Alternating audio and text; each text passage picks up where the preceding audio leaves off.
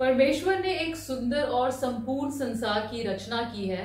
इसमें अंधेरे की शैतानी ताकतों का भी होना और बने रहना हमें अचंभित करता है। लेकिन फिर हम देखते हैं कि परमेश्वर इन्हीं को विश्वासियों का टेस्ट लेने के लिए, दूसरों को दंड देने के लिए और अपने आज्ञाकारिता में लाने के लिए भी इस्तेमाल करते हैं। हमारे भीतर और हमारे चारों ओर ये शैतानी ताकतें रहती हैं और परमेश्वर एक प्यार करने वाले पिता की तरह चाहते हैं कि हम इन पर जय पाएं। लेकिन क्या ये हमारे लिए संभव है? आज हम इसी विषय पर बात करेंगे। पहले सुनते हैं परमेश्वर का वचन। पवित्र वचन हमने याकूब की पुस्तक उसका 4वां अध्याय उसकी 5वीं आयत से लिया है। यहाँ इस प्रकार लिखा है, क्या तुम यह समझते हो कि पवित्र शास्त्र व्यर्थ कहता है? जिस आत्मा को उसने हमारे भीतर बसाया है, क्या वह ऐसी लालसा करता है जिसका प्रतिफल ना हो? वह तो और भी अनुग्रह देता है। इस कारण यह लिखा है, परमेश्वर अभिमानियों का विरोध करता है पर दीनों पर अनुग्रह करता है। इसलिए परमेश्वर के अधीन हो जाओ और शैतान का सामना करो तो वह तुम्हारे पास से भाग निकलेगा। परमेश्वर के निकट जाओ तो वह भी तुम्हारे निकट आएगा। हे पापियों, अपने हाथ शुद्ध करो और हे दुष्टते लोगों, अपने हृदय को पवित्र करो। परमेश्वर के वचन को पढ़े और सुने जाने से आशीष हो। आमीन। क्या अंधेरा सिर्फ शैतानी आत्माओं का ही है या कुछ और भी? किसी पर भी ये शैतानी अंधेरे की ताकतें अपना अधिकार कैसे जमा लेती हैं? हम आमतौर पर यह मानते हैं कि पाप एक दरवाजा खोलता है जिसके द्वारा शैतानी ताकतें हम पर अधिकार करती हैं। भजन संहिता 51 उसकी 5वीं आयत में राजा दाऊद कहता है, देख मैं अधर्म के साथ उत्पन्न हुआ और पाप के साथ अपनी माता के गर्भ में पड़ा। I was brought forth in iniquity। इसका मतलब यह नहीं है कि दाऊद का जो जन्म था वो पाप के द्वारा, किसी पाप के काम के द्वारा हुआ था। जो भी परमेश्वर की आज्ञा का उल्लंघन करता है, आत्मिक कानून का उल्लंघन करता है, वही पाप करता है और वही फिर कानून के अधिकार से उस परमेश्वर की व्यवस्था से बाहर निकल जाता है। लेकिन जो पैदा होता है बच्चा, उसके अंदर नेचर वो पाप करने की है, क्योंकि आदम के द्वारा वो चला आ रहा है। नेचर उसके अंदर पाप करने की पहले से है। पाप एक काम है जो कि सोचने के द्वारा या फिर एक एक्ट है जो हम कर देते हैं और ये प्रवृत्ति है पाप करने की। उत्पत्ति 1 अध्याय 4 आयत में परमेश्वर ने रोशनी जाहिर कर दी, अपनी महिमा की रोशनी, और फिर इस रोशनी को अंधेरे से अलग कर दिया। इसका मतलब यह है कि वहां पर अंधेरा भी था, लेकिन क्या रोशनी का ना होना ही अंधेरा होता है? फिजिकल रियाम से बाहर जो रोशनी है वचन के अंदर, यह आत्मिक ज्ञान को, सच्चाई को, जो कि पवित्र है, अच्छा है, उसे माना जाता है। और अंधेरा दूसरी तरफ माना जाता है शैतानी ताकतों का, शैतान का, जो कि अपने आप को जाहिर नहीं करना चाहता, छुप कर रहना चाहता है। इस तरीके से रोशनी का आना, इसका मतलब ये नहीं हो जाता है कि अंधेरा बिल्कुल खत्म हो गया, क्योंकि वो ढूंढता रहता है एक मौका ताकि हमारे ऊपर अधिकार जमा ले और ऊपर चार्ज ले ले। लेकिन इसके साथ 2 सवाल पैदा होते हैं। ये अंधेरा आया कहां से?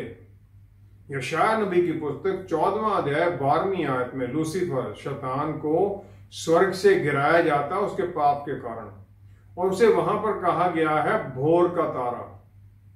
भोर का तारा एक और बड़ी रोशनी के आने का सूचक होता है। वो भोर के आने का सूचक होता है, सूरज चढ़ने वाला है। क्योंकि परमेश्वर की मौजूदगी धरती पर उस समय नहीं थी। पवित्र आत्मा परमेश्वर भी पानियों के ऊपर जुम्बिश कर रहे थे, तो जो अंधेरा था उसमें शैतान पूरी तरह से था। यह साइंस के द्वारा प्रूव हो चुका है कि अंधेरा भी ताकतों का समूह है, सोर्स ऑफ एनर्जी है, बहुत लार्ज सोर्स ऑफ एनर्जी है, और इसमें पोटेंशियल है कि जो भी इसके नजदीक आए उसे नष्ट कर ले, उसको अपने अंदर निकल ले। ब्लैक होल्स के बारे में ये साइंटिस्ट मानते हैं।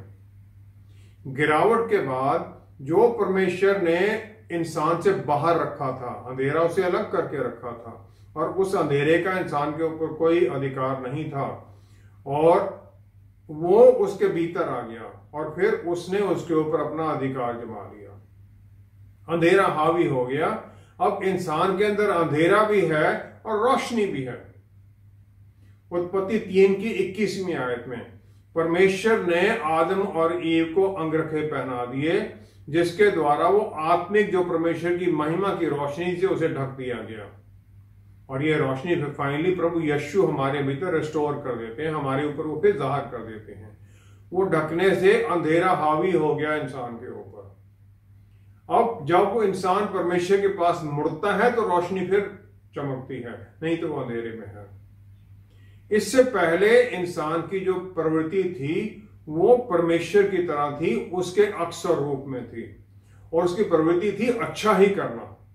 लेकिन पाप की प्रवृत्ति या नेचर आने के बाद में जो उसके भीतर आती है, वो उसे ये बुरी आत्माओं के अधीन कर देती, शैतान के अधीन कर देती है।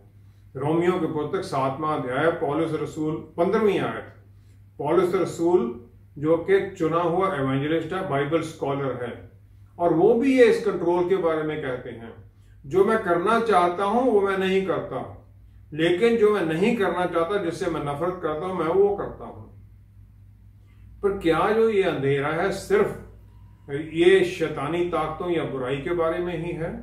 मत्ती 8 की 12 में प्रभु यीशु ने कहा कि जो स्वर्ग के अधिकारी हैं उन्हें बाहरी अंधेरे में डाल दिया जाएगा, वहां पर रोना और दांत पीसना है। इसका मतलब कुछ तरह तरह के अंधेरा है, बाहरी डार्कनेस भी है, कुछ और भी है।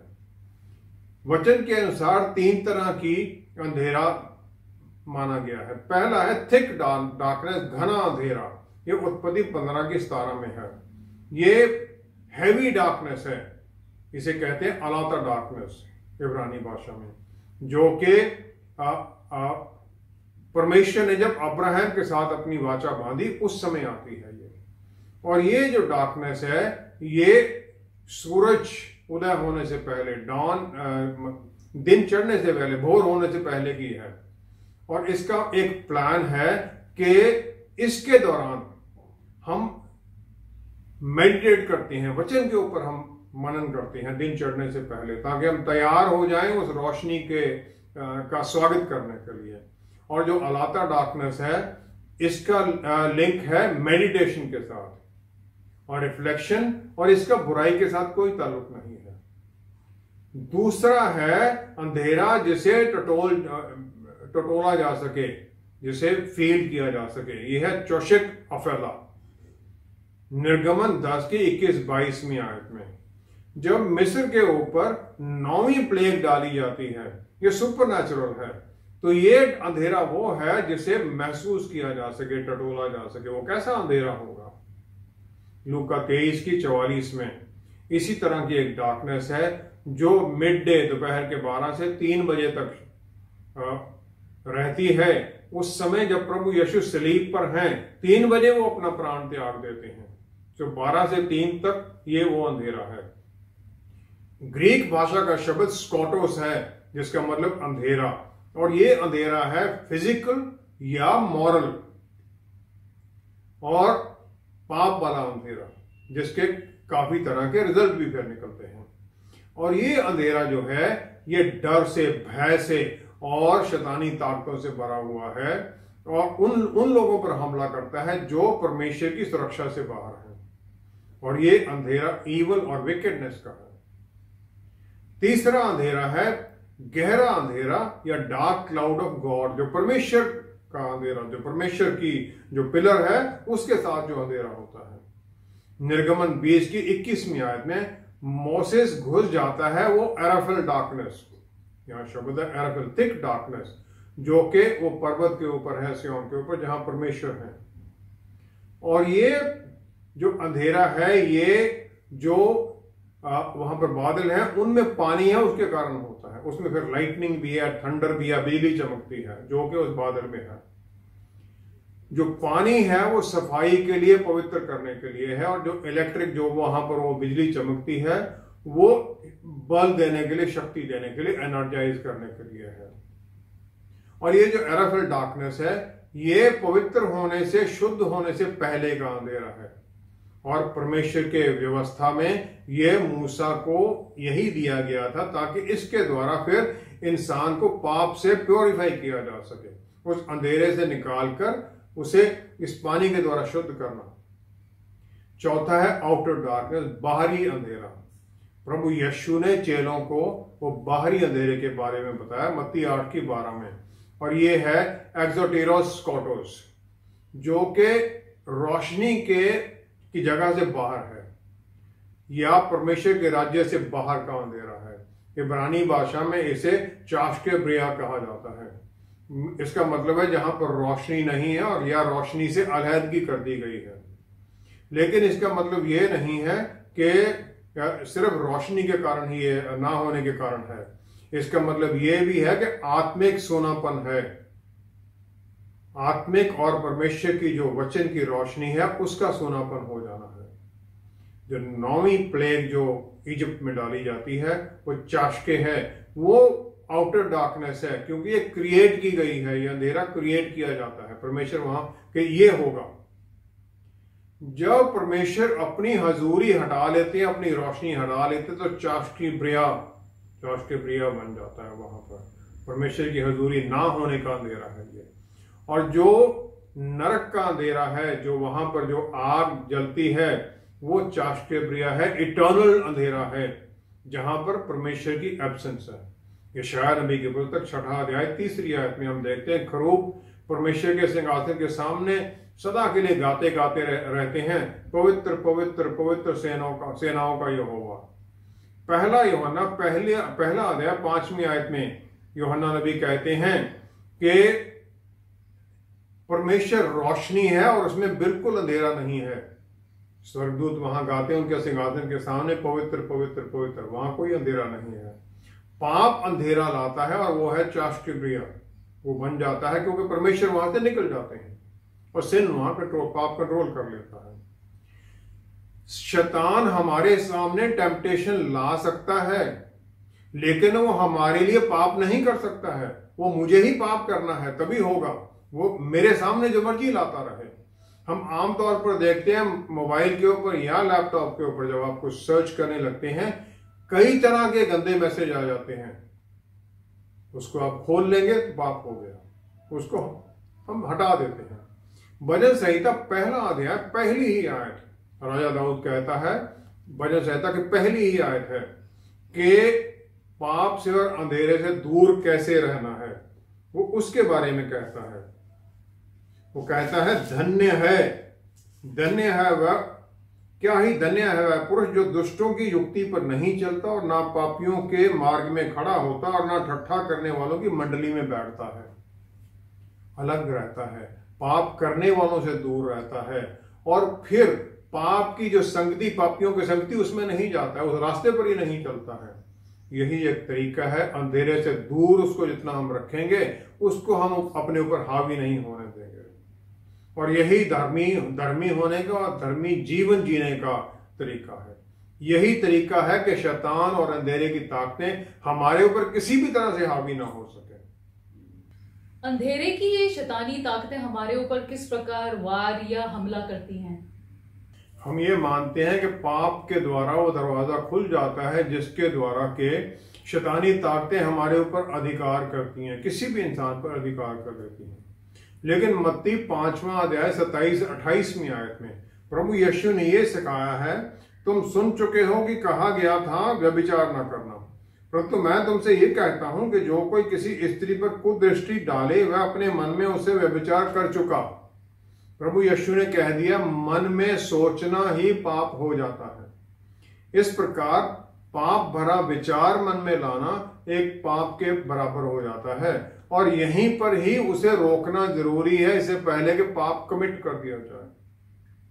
मत्ती 4:3 से 10वीं आयत तक प्रभु यीशु को पवित्र आत्मा परमेश्वर विल्डरनेस में ले जाते हैं, वहां शैतान उन्हें टेम्प्ट करता है। वो तीनों जो टेम्पटेशन हैं वो उनके विचारों पर प्रभाव डालने के लिए है। पहला खाने के बारे में है। प्रभु यीशु 40 दिन रात तक उन्होंने कुछ नहीं खाया है, और लिखा है वो भूखे थे। वो कहता है पत्थर को बना लो रोटी, अब इसमें कोई बड़ी बात नहीं, भूखे हो, तुम्हारे पास शक्ति है, लगा लो, खा लो। दूसरा वो कहता है टेम्पल की ऊंचाई से छलांग लगा दो। तुम सबको इनको मनाना चाहते हो ना कि मैं परमेश्वर का पुत्र हूं, स्वर्गदूत तुम्हें पकड़ लेंगे, सब मान जाएंगे एकदम। बड़ी सिंपल सी बात है, विचार। तीसरा वो कहता है मेरी अगर तुम आराधना करो, जितनी दुनिया का सब कुछ जो राज्य है मैं तुम्हें दे दूंगा और तुम उनके ऊपर अपना राज्य स्थापित कर लेना। विचार डालना मन में, यही उसका अटेम्प्ट था। उत्पत्ति 3 अध्याय 6 आयत में जो ही ईव ने वो पेड़ की तरफ देखा कि उस वृक्ष का फल खाने के लिए अच्छा और देखने में मनभाऊ और बुद्धि देने के लिए चाहने योग्य भी है, खाने के लिए अच्छा है, देखने में भी अच्छा है। अब जब उसने उसकी तरफ नजर बढ़ाई, नजर मोड़ी होगी, तो जो सांप था जो उसको उकसा रहा था वो अपनी रनिंग कमेंट्री दे रहा होगा कि देखो कितना सुंदर है ये फल, देखने में कितना सुंदर, इसका स्वाद बहुत अच्छा है और ये तुम्हें परमेश्वर के तुल्य बना देगा, परमेश्वर जैसा बना देगा। पाप कोई हाँ और ना करने वाला काम नहीं है, ये विचारों से शुरू होता है और विचारों से फिर प्लान बनता है और फिर वो आगे काम हो जाता है।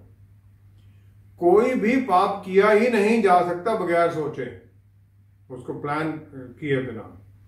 याकूब की पुस्तक 1 अध्याय 14-15 आयत अगर हम देखें तो यहां लिखा है, परंतु प्रत्येक व्यक्ति अपनी ही अभिलाषा से खींचकर और फंसकर परीक्षा में पड़ता है, अपनी ही अभिलाषा से फंसकर। फिर अभिलाषा गर्भवती होकर पाप को जनती है और पाप जब बढ़ जाता है तो मृत्यु को उत्पन्न करता है। अभिलाषा विचार है और विचार से पाप होता है।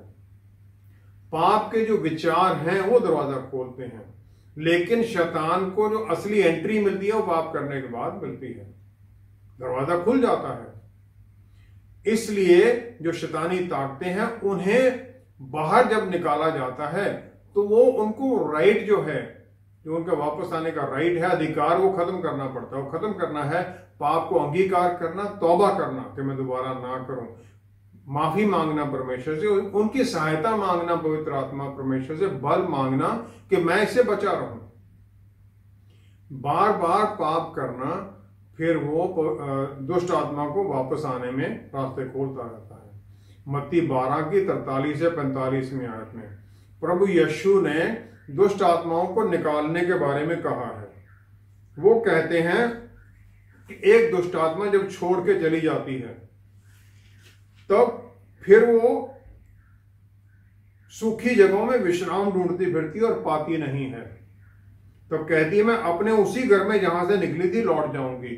वो जहां से गई थी उस इंसान को अपना घर मानती है, वो उस पर अपना अधिकार मानती है और लौटकर उसे सोना, झाड़ा बुहारा और सजा सजाया पाती, साफ सुथरा। सोना है लेकिन उसमें है कुछ नहीं है, तौबा तो कर ली और आगे उसके कुछ नहीं किया है। तब वह आकर अपने से और बुरी आत्माओं को अपने साथ ले आती है और उसमें बैठकर वहां वास करती है और उस मनुष्य की पिछली दशा पहले से भी बुरी हो जाती है। इस युग के बुरे लोगों की दशा भी ऐसी ही होगी। जब वो वापस आती 7 और बुरी, उससे भी बुरी दुष्ट आत्माओं को लेकर आती है। ये जो इंसान पाप से भरा हुआ था उससे वो दुष्ट आत्मा निकल कर गई, लेकिन वापस फिर आ जाती है और उसकी दशा और भी बुरी हो जाती है। जो दुष्ट आत्मा, उसका आनंद किसमें है? उसका आनंद है किसी इंसान के मन को कंट्रोल करना।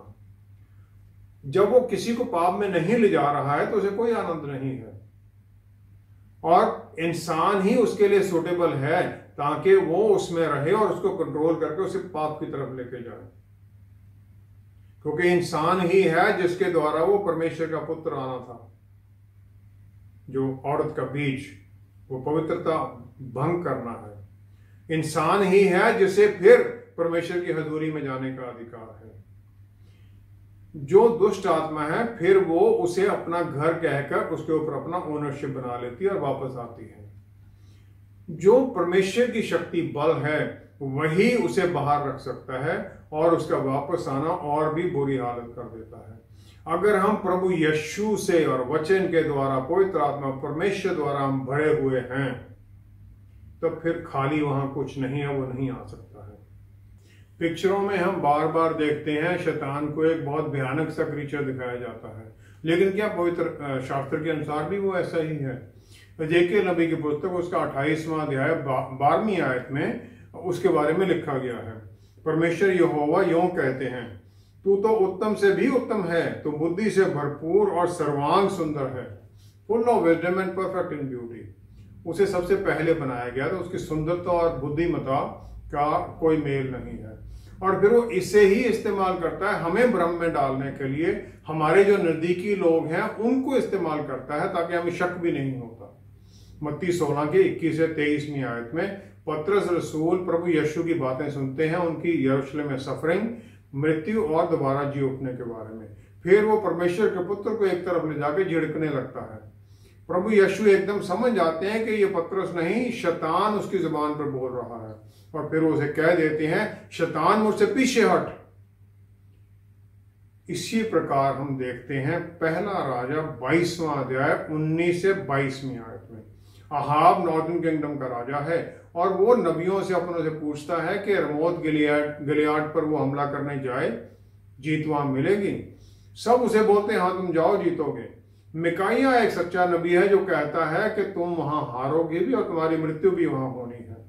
पूछने पर वो बता देता है कि परमेश्वर ने दूतों में से किसी एक को भेजने के लिए पूछा कि कौन है जो अहाब को भ्रम में डालकर उसे रमोत गिलियाद में भेजेगा ताकि वहां वो मृत्यु पाए।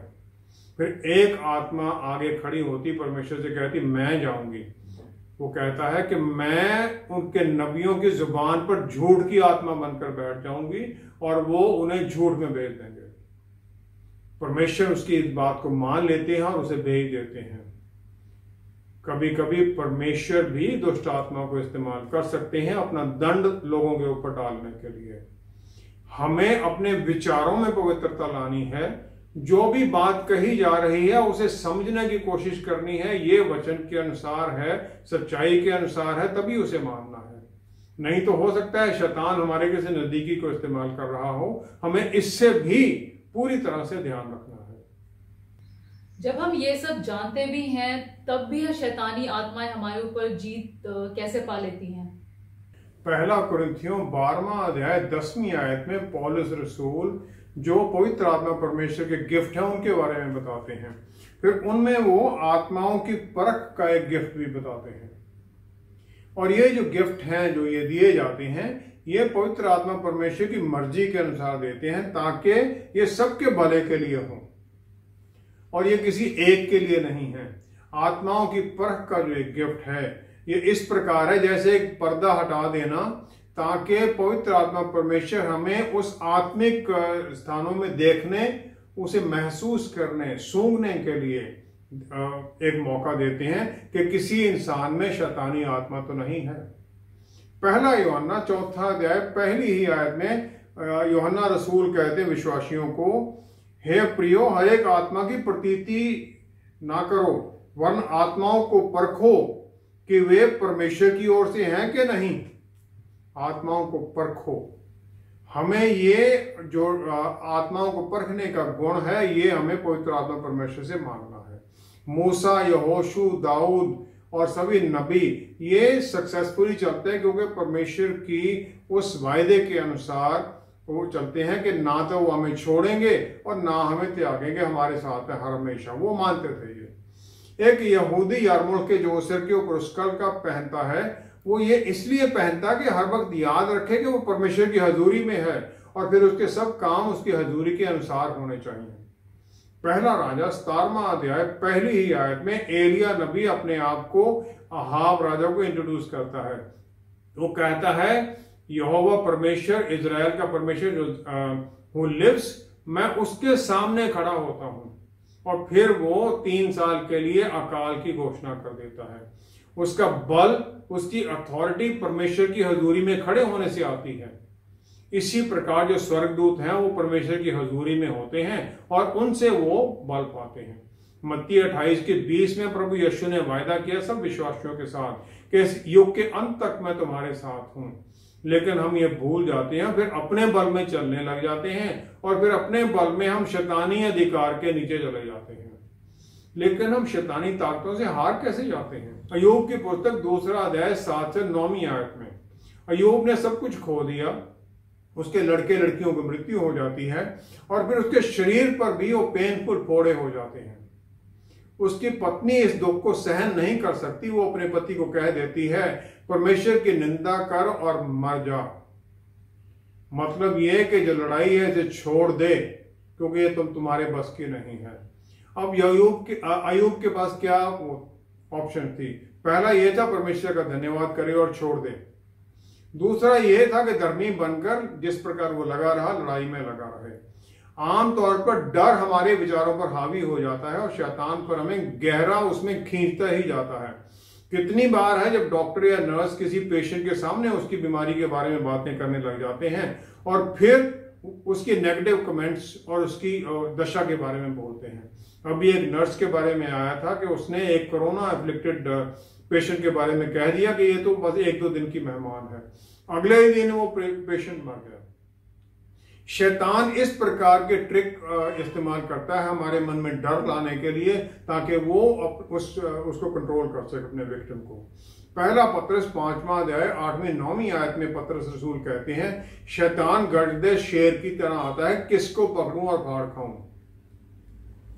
लेकिन हमें विश्वास में बने रहना है। कुलोसियों 2:15 में प्रभु यीशु के बारे में कहा गया कि उन्होंने प्रधानताओं और अधिकारों को पूरी तरह से नष्ट कर दिया, उनका स्पेक्टिकल बना दिया। शैतान जानता है कि उसका हमारे ऊपर कोई अधिकार नहीं है, लेकिन वो गरजते शेर की तरह आता है हमारे मन में डर डालने के लिए। याकूब की पुस्तक 4 अध्याय 6, 8वीं और 10वीं आयत में फिर हमें इसका उत्तर दिया गया है कि हमें किस प्रकार जीतना है। वहां है, वह तो और भी अनुग्रह देता है, इस कारण यह लिखा है, परमेश्वर अभिमानियों का विरोध करता है पर दीनों पर अनुग्रह करता है। आखिर में लिखा है, प्रभु के सामने दीन बनो तो वह तुम्हें शिरोमणि बनाएगा।